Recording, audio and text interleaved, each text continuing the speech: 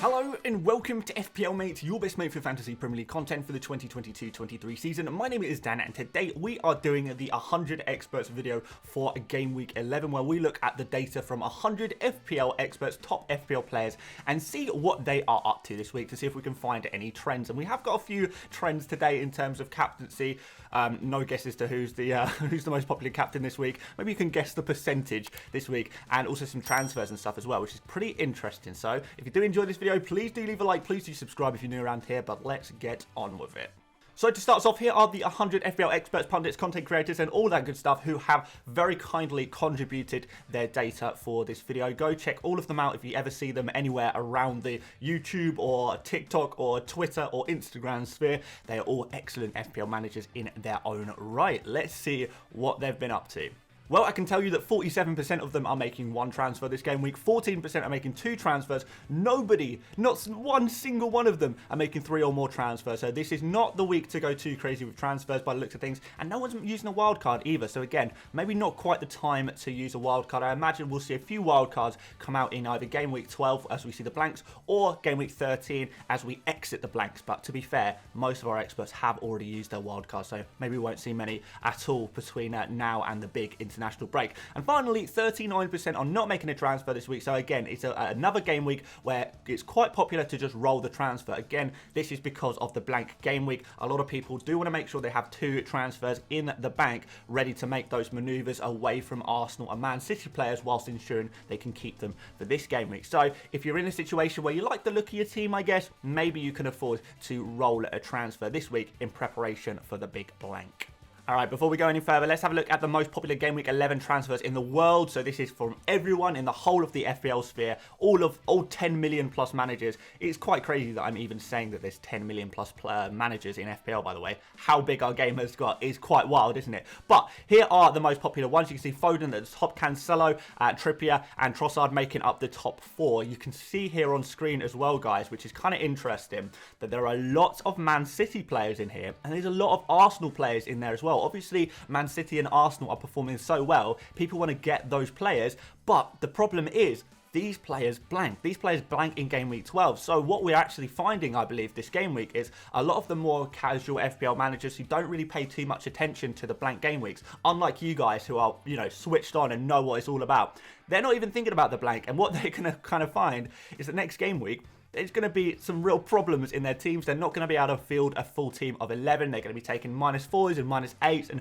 wasting their chips as well to try and get themselves out of trouble. So I think it's advantage us in game week 12, judging by the looks of the game week 11 transfer trend. So already you can probably tell that there's not going to be too much of a matchup between what you see on screen now and the expert transfers, and I can tell you there really isn't. So out of these players, these 12 players, how many do you think are also popular among our experts? 1, 2, 3, maybe 4? Well, it's not good. Just one. Trossard is the only player you see on screen that is, getting any traction among our experts. All of the rest are either not being transferred in by many or actually actively being sold, to be fair. So it's really, really not looking good for the wider FPL populace. The experts do not agree with these top transfers at all. Obviously, we've got Trossard there, but that's it.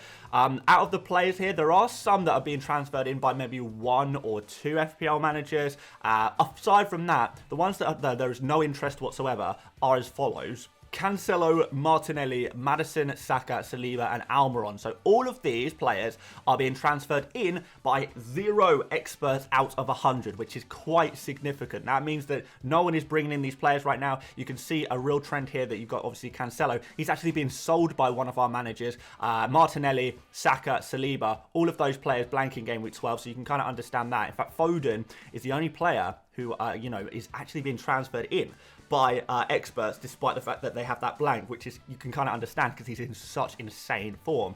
We've got other players here like Maddison. Maybe a lot of thoughts and feelings are that maybe we've kind of missed the boat. If you're getting Maddison now, you've maybe slightly missed the boat, and maybe we need to be looking at some other options. So Maddison, maybe not the one to go for moving forward. And obviously Almiron is there as well, which I guess people think he's just not going to keep it up. To be fair, Newcastle do have a tough couple of games coming up, so maybe that has kind of impacted on the popularity of Almiron, although I do kind kind of feel like he could potentially do it even in the big games, given the form he is in at the moment. So, the experts data, the most popular transfers out, there is actually some pretty decent data. We didn't really have such great data last game week in terms of transfers out. There was not any real clear trends, I guess, but there's a real clear trend of removing Trent Alexander-Arnold. So anyone who's still got Trent Alexander-Arnold in their team, he's now been removed. You can kind of understand that because of the injury. He's going to be out for a couple of weeks. So he is really a player that you're probably going to want to remove, you know, if you still have him, and replace him with a different defender. Interestingly, we've got De Bruyne here, which I did not expect to see him quite as high as he is. 11 transfers out for De Bruyne.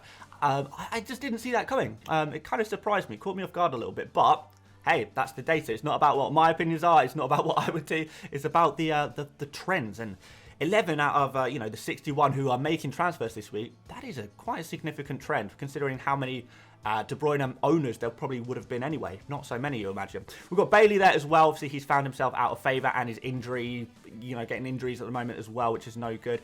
There's some other interesting points here. I want to make a quick note of Emerson, Nico Williams, and Patterson. So these are your 4 million defenders that you usually leave on the bench. A lot of our managers are selling those 4 million defenders, and I'll kind of explain a little bit more in a short while. But actually, thinking about it, it's actually a pretty good idea, and I did talk about it a little bit in my buy, sell, keep, avoid video yesterday, and it's good to see that the experts are thinking along a similar line, but we'll talk about that momentarily. Salah, a few transfers out. Isaac, a few transfers out as well. He's still injured, obviously, but one more note on Pope. So I should note that a few of our FPL managers in our 100 are kind of at a loss. They've got 2 free transfers. They're already very prepared already and can afford to make a luxury transfer. And each of the 5 who are selling Pope, each told me that they're only doing it because it's kind of a luxury move. They've got so many players, you know, so many good players that they want. They're set up, they're ready to go, and they found themselves with extra free transfers. So they're using that to take out Nick Pope, so they're no longer doubled up on the Newcastle defence when Newcastle have a kind of tough run of fixtures. So they remove Pope and replace him with a different goalkeeper, but they very specifically said it's a luxury transfer. So guys, if you are in a position where you can afford to make a luxury transfer, maybe you can sell Pope. If you haven't got that bonus transfer, you haven't got that 2 transfers, if you're not looking to make a luxury transfer, then the Pope selling is probably not the one for you. In terms of transfers in, we have got Mark Gahey at the top as well. So like I said, at the top end of this video, the players that you see here, aside from Trossard, none of them are popular in the wider FPL base. So it looks really like this is going to be a real clear difference between the expert managers and the not so expert managers of what kind of transfers are being made and brought in this week. So this, guys, to me, is really your shopping list. You know, a lot of people look at the most popular transfers in as their shopping list. I think this one is your true shopping list. Mark Gahey at the top. He was popular last week. He's popular again this game week as a real cheap defender to go for. We've got Trossard still there. Son, interesting, a little bit interesting there. People just getting in Zaha and Bowen, and I think these kind of players are the midfielders you want to be trying to get in now instead of the likes of, you know, Maddison. People probably think, well, Maddison, he was doing well a couple of weeks ago, you know, maybe we can still bring him in now, but a lot of our experts are looking forward to Zaha and Bowen and think they're going to be the guys to get the points in the future. And obviously we've got some other defenders here. So we've got Anderson. I'm glad to see the Anderson hype train is catching on. We've got Dunk and Webster, so 2 cheap Brighton defenders as well there, which are kind of interesting. But yeah, it seems to be a lot of cheap defenders here.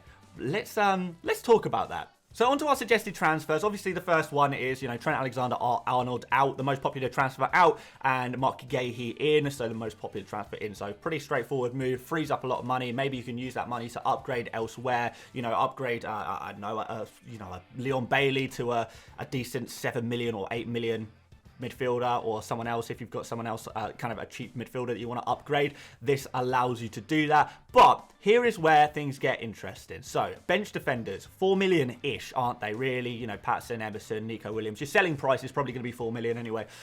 There is a real trend towards swapping those defenders for Mark Gahey or an Anderson if you want to go for Crystal Palace, or Webster or Dunk if you want to go for Brighton. I do slightly prefer Webster in that situation, by the way, Webster versus Dunk.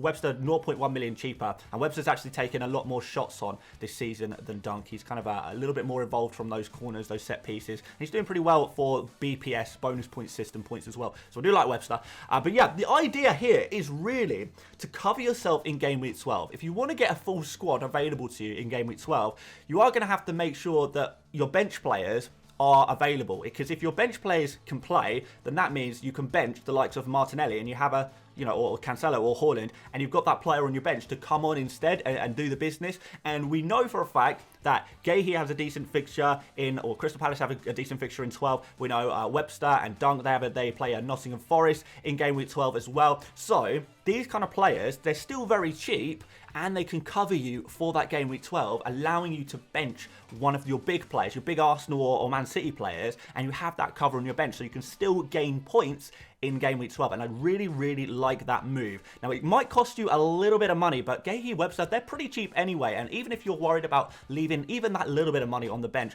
remember, guys, we've got the World Cup break soon where we can make unlimited transfers, so you're going to be able to fix that. You fix the money on your bench kind of thing very, very shortly, so don't worry about it too much. Upgrade those benches and get some playing players who are still pretty cheap in order to cover the blanking players. On to some other suggested transfers. De Bruyne to Son seems to be a fairly popular one. Again, I'm not really fully convinced by this one personally. I think De Bruyne is just as likely to do well against Liverpool than Son is to do well against Everton, but hey, maybe different people have different opinions on that one. I'm not sure it's worth the switch personally, but a lot of people are making that switch. There's obviously also a lot of kind of switches where we're kind of seeing the second premium in the team, whether that's De Bruyne, whether that's Salah, downgraded to the likes of Zaha or a Bowen and making a double transfer move. So for example, you could, if you have De Bruyne and Bailey, you can use 2 transfers and you can get in a Zaha on Trossard, or, you know, Bowen and Zaha or something like that, and start spreading that money and getting those nice mid to, you know, not quite premium, but, you know, those mid to slightly expensive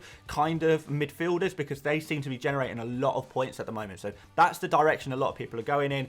So maybe that's an option for you as well. Spread that money from your second premium player into several different midfielders who are performing quite well at the moment. There's your suggestions. Now on to some captains, guys. Go on then. Guess.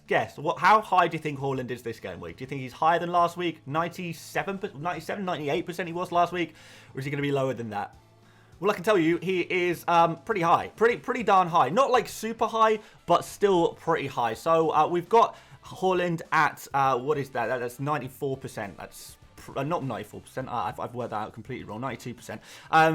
It's quite significant. It's not the highest we've seen, but I still feel like anything 85, 90% plus, if there's a trend that strong, it probably indicates that they are definitely the right captain to go for. So if you're concerned about which captain to go for, Haaland is the safe pick, even against Liverpool. It doesn't matter that it's against Liverpool. Liverpool have been conceding so many goals recently. Haaland has been rested midweek. Everything points towards going for Haaland all over again. So, yeah, I'm not going to overthink this one personally. I'm going to back the experts on this one. I think they've got this absolutely spot on. But to be completely transparent, I guess, there are a few others who have a little bit of trend. You know, Salah at 3%, that's a little bit of a trend there. Son at 2%, you could arguably call that a trend.